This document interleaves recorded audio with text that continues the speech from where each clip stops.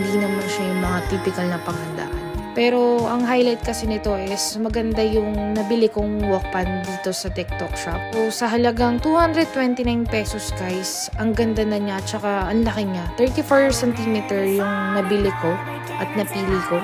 Tapos kung gusto nyo mag-practice mag-cliff dito, yung mga aspiring chef or cook dyan, so mas magandang gamitin din talaga tong pan na to. Kasi hindi talaga siya dumidikit, basta tama lang yung pagkakaseason mo. And after kong gamitin, sobrang goods lang din siya. Alam niyo yung parang feeling ko, gustong gusto ko na laging nagluluto talaga. Ito ng performance.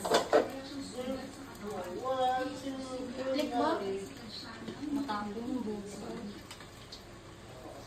eh, eh, eh, eh, eh, eh, eh.